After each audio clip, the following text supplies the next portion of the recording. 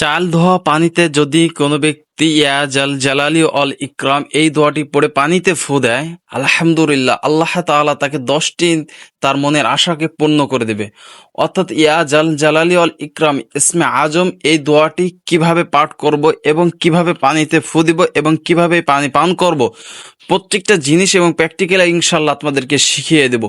ইয়া জাল জালালি অল ইকরাম যদি এই চাল ধোয়া পানিতে ফু দিতে পারি আমি, আর এই পানিটা যদি আমি যে নিয়ত করে খাবো, যে নিয়তের উদ্দেশ্য করব, আল্লাহ তাআলা 10টি ইচ্ছা আমার আপনার মনের ইচ্ছা পূর্ণ করবে। সুবহানাল্লাহ, আল্লাহু আকবার। প্রিয় দর্শক মা বোনেরা, অর্থাৎ এই চাল ধোয়া পানিটি এই পানিটি আপনি যে কোনো সময়, দিনে হোক বা রাতে হোক, যে কোনো সময় আপনি নামাজের শেষে হোক বা যে কোনো সময় আপনি এই চাল ধোয়া পানিতে ইয়া জাল জালালি ওয়াল ইকরাম ইসমে আজম একটি নাম, এই নাম পড়ে যদি আপনি পানিতে ফু দিয়ে ওই পানি খেতে পারেন, তাহলে আপনার মনের ইচ্ছা 10টি পূর্ণ হবে। আপনার যে কোনো সমস্যার সমাধান আল্লাহ তাআলা পূর্ণ করে দিবে। হতে পারে আপনার ছেলে সন্তান কথা শুনতেছে না, হতে পারে আপনার স্বামী আপনার অবদ্ধ হয়ে গেছে, হতে পারে আপনার সংসার জীবনে অশান্তি, আপনার ছেলে সন্তান হচ্ছে না, যে কোনো ধরনের সংসার জীবনে বিপদ বালা মুসিবত লেগে রয়েছে। অর্থাৎ আপনি 10 বার এই পানিতে ফু দিবেন ইয়া জাল জালালি ওয়াল ইকরাম পড়ে। আপনি দেখা যাচ্ছে 30 বার, অর্থাৎ 10 বার করে 3 বার করে, যেভাবে আমি দেখাইয়ে দিব, এইভাবে যদি আপনি পানিতে ফু দিতে পারেন, ওই পানি আপনি যে উদ্দেশ্য করে খাবেন, আল্লাহ তাআলা আপনার ওই ইচ্ছাকে আল্লাহ তাআলা পূর্ণ করে দেবে। সুবহানাল্লাহ। অর্থাৎ ইয়া জাল জালালি ওয়াল ইকরাম এই দোয়াটি এতটি একটা পাওয়ারফুল দোয়া, অর্থাৎ ইসমে আজমের দোয়া। আল্লাহ রাসূল সাল্লাল্লাহু আলাইহি ওয়াসাল্লাম বলেন, যেটা অর্থ হচ্ছে ইসমে আজম, ইয়া জাল জালাল, অর্থাৎ আল্লাহ তাআলা বড়ত্ব, আল্লাহর উপরে আর কিছু নাই। অল ইকরাম মানে আল্লাহ তাআলা সাহায্য করেন। অর্থাৎ এটাই হচ্ছে আপনার সবচেয়ে বড় পাওয়ারফুল একটি দোয়া।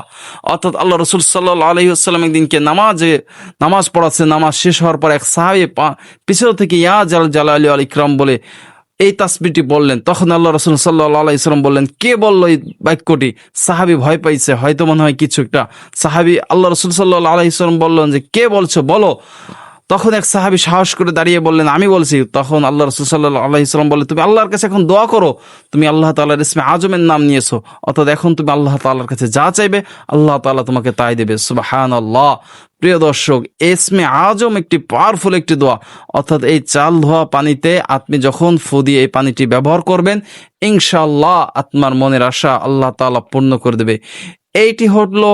এই ভিডিওটি হলো একটি কোরআনের ক্লাস। অর্থাৎ আমি আমার তরফ থেকে যতটুকু জানছি আপনাদেরকে জানানোর চেষ্টা করছি। অর্থাৎ আপনারও একটা ভিডিওতে একটা লাইক দিয়ে কমেন্টে আমিন লিখে অন্যদেরকে জানার সুযোগ করে দিন, যাতে করে অন্যরাও জানতে পারে আমলটির কথা, আপনারাও যেন সদকায়ে জারি হিসেবে নেকির অংশীদার হন। অর্থাৎ আপনারা এই ভিডিওতে একটি লাইক এবং কমেন্ট করে সবার মাঝে ছড়িয়ে দিন, যাতে করে সকলে জানতে পারে আমলের কথা। তাহলে চলুন আমরা জেনে নেই কিভাবে ইয়া জাল জালালি ওয়াল ইকরাম চাল ধোয়া পানিতে ফু দিয়ে এই পানিটা আমরা কিভাবে ব্যবহার করব এবং কোন সময় সবচেয়ে উত্তম সময়।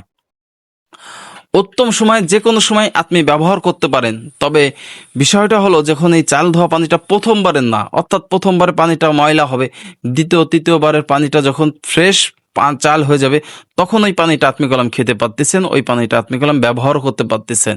ঠিক আছে, তখন আপনি ওই পানিটাকে ব্যবহার করবেন ইনশাআল্লাহ। তখন এই ইয়া জাল জালালি ওয়াল ইকরাম এটা পাঠ করার জন্য সর্বপ্রথম আপনাকে পবিত্রতা অর্জন করতে হবে।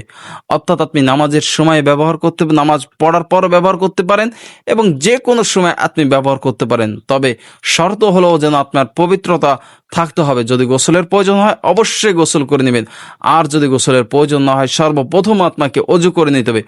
অজুটা যেন উত্তম রূপে হয়, সুন্দরভাবে হয়। যেই অজুর ভিতর বিসমিল্লাহ অর্থাৎ আল্লাহ তাআলার নাম নেই, ওই অজুটা কলম সম্পূর্ণভাবে হলো না। অর্থাৎ অজুর শুরুতে বিসমিল্লাহির রহমানির রহিম এই বাক্যটি পাঠ করবেন অবশ্যই। অজুটা সম্পূর্ণভাবে পাঠ করার পর আপনি অজুর শেষে এই শাহাদাত আঙ্গুল আসমানের দিকে তাকিয়ে কালেমাতুশ শাহাদা পাঠ করবেন। আশহাদু আল্লা ইলাহা ইল্লাল্লাহু ওয়া আশহাদু আন্না মুহাম্মাদান আবদুহু ওয়া রাসূল। আল্লাহ রসুল সাল্লাল্লাহু আলাইহি ওয়াসাল্লাম বলেন, যদি কোনো ব্যক্তি ওযুর শেষে কালেমাতুশ শাহাদা পাঠ করে, আল্লাহ রাব্বুল আলামিন তার জন্য জান্নাতের 8টি দরজা খুলে দেয়। সে যে কোনো দরজা দিয়ে জান্নাতে প্রবেশ করতে পারে। সুবহানাল্লাহ। তাহলে অবশ্যই ওযুর শুরুতে বিসমিল্লাহ বলবেন, ওযুর শেষে কালেমাতুশ শাহাদা পাঠ করবেন ইনশাআল্লাহ। অজুটা সম্পূর্ণরূপে হয়ে গেলে, অজুটা পরিপূর্ণ করার পর আপনারা যে স্থানে নামাজ পড়েন পবিত্রত স্থানে বসবেন। সর্বপ্রথম পবিত্রতা স্থানে বসে পাক জায়গায়, অর্থাৎ নাপাকে জায়গা মনে না হয়, পবিত্রতা স্থানে আপনারা ওই স্থানে বসবেন। ওই স্থানে বসার পর তারপর ওই চাল ধোয়া পানিটাই সামনে নেবেন ইনশাআল্লাহ। ওই চাল ধোয়া পানিটি কি নেবেন? হাতে নেবেন। হাতে নেওয়ার পর এভাবে চাল ধোয়া পানিটি সামনে রাখবেন। সামনে রাখার পর তারপর কি করবেন? ইস্তেগফার অর্থাৎ আস্তাগফিরুল্লাহ সর্বপ্রথম আপনি 3 বার পাঠ করবেন। কেননা ইস্তেগফার যখন আপনি পাঠ করবেন, ইস্তেগফার পাঠ করার কারণে আল্লাহ তাআলা আপনার গুনাহকে মাফ করে দেবে, আত্মাকে নিষ্পাপ বানিয়ে দিবে। আত্মার ভিতর যদি গুনাহ থাকে তাহলে তো আপনার দোয়া আল্লাহ তাআলার দরবারে কবুল হচ্ছে না। আর অবশ্যই যে জিনিসগুলো চাইবেন আল্লাহ তাআলার কাছে, সে প্রত্যেকটা জিনিস যেন হালাল হয়। হারাম জিনিস আল্লাহ তাআলার কাছে চাইলে কখনো আল্লাহ তাআলা আপনাকে দেবে না। অর্থাৎ হালাল জিনিস যেন আপনি আল্লাহ তাআলার কাছে চাইতে পারেন এবং চাবেন, ইনশাআল্লাহ আল্লাহ তাআলা আপনার ওই হালাল জিনিস আল্লাহ তাআলা আপনাকে দেবে ইনশাআল্লাহ। যখন আপনি এই গ্লাসটা সামনে নেবেন, এই গ্লাসটা সামনে নেওয়ার পর আপনি যখন এই দোয়াগুলো পাঠ করবেন, এই দোয়াগুলো পাঠ করার মাধ্যমে প্রথমত আউযু বিল্লাহি মিনাশ শাইতানির রাজিম বিসমিল্লাহির রহমানির রহিম এটা বলার পর ইয়া জাল জালালি ওয়াল ইকরাম, ইয়া জাল জালালি ওয়াল ইকরাম, ইয়া জাল জালালি ওয়াল ইকরাম, এইভাবে কি করবেন? 3 বার পাঠ করবেন। 3 বার পাঠ করার পর এভাবে পানিতে ফু দিবেন। আবারও যখন আউযু বিল্লাহি মিনাশ শাইতানির রাজিম বিসমিল্লাহির রহমানির রহিম ইয়া জাল জালালি ওয়াল ইকরাম, ইয়া জাল জালালি ওয়াল ইকরাম, ইয়া জাল জালালি ওয়াল ইকরাম, এইভাবে বলে আবার পানিতে ফু দিবেন। এইভাবে 3 বার করে আপনারা 10 বার পানিতে ফু দিবেন। এই পানিটা তখন আপনি ব্যবহার করতে পারবেন ইনশাআল্লাহ। অর্থাৎ প্রথমে যখন ইয়া জাল জালালি ওয়াল ইকরাম আউযু বিল্লাহি মিনাশ শাইতানির রাজিম বলে পানিতে যখন 3 বার ফু দিবেন, আপনি একটা মনের ইচ্ছা আল্লাহ তাআলার কাছে পেশ করবেন। যে কোনো সমস্যা আল্লাহ তাআলার কাছে আপনি আরজি করবেন। আবার 3 বার পাঠ করবেন, আবার আল্লাহ তাআলার কাছে আপনি একটা দোয়া করবেন। এইভাবে 10 বার 3 10 কে 30 বার করবেন আর আল্লাহ তাআলার কাছে এক একটি করে এক একটি দোয়া চাইবেন ইনশাআল্লাহ। এই পানিটি তখন আপনি ব্যবহার করবেন, এই পানিটি আপনি তখন খাবেন। এই পানিটি কিভাবে খাবেন? এই পানিটির সাথে মিলে চেষ্টা করবেন 7 দিন এই আমলটি করবেন। আর সেটাও যদি সম্ভব না হয় 3 দিন করার চেষ্টা করবেন ইনশাআল্লাহ। যাদের যে সমস্যা আছে, আত্মার ছেলে সন্তানকে কুফরি করছে, জাদুটোনা করছে, আত্মার সাথে শত্রুতার মানুষ আসছে, বা আত্মার যে কোনো সমস্যার সমাধান আল্লাহ তাআলা করে দেবে ইনশাআল্লাহ। আত্মার ঘরের ভিতর যদি কোনো কুফরি থাকে, আত্মার ঘরের 4 কোণায়, অর্থাৎ আত্মার ঘরের ভিতর 4 কোণায় আপনি এই পানিটা ছিটিয়ে দিবেন ইনশাআল্লাহ। অর্থাৎ আত্মার মেয়েকে কেউ কুফরি করছে, আত্মার ছেলে মেয়েকে আপনি খাওয়াবেন। আত্মার সমস্যা হচ্ছে, আপনি এই পানি ব্যবহার করবেন ইনশাআল্লাহ। এইভাবে 7টা দিন ব্যবহার করবেন, না হলে কমপক্ষে হলে 3 বার ব্যবহার করবেন ইনশাআল্লাহ। যেইভাবে বললাম, সর্বপ্রথম ইস্তেগফার 3 বার পাঠ করবেন, আল্লাহ তাআলার কাছে মাপ চাইবেন। তারপর হচ্ছে আল্লাহ রাসূল সাল্লাল্লাহু আলাইহি ওয়াসাল্লামের প্রতি দুরূদ শরীফ পড়বেন। যে কোনো দুরূদ আপনি পাঠ করতে পারেন, তবে সবথেকে ছোট দুরূদ হলো সাল্লাল্লাহু আলাইহি ওয়াসাল্লাম। এই দুরূদটিও 3 বার পাঠ করে নেবেন ইনশাআল্লাহ। তারপর এই আমলটি শুরু করবেন ইনশাআল্লাহ। এই আমলটি খুবই পাওয়ারফুল একটি আমল এবং এটা হলো ইসমে আজমের আমল।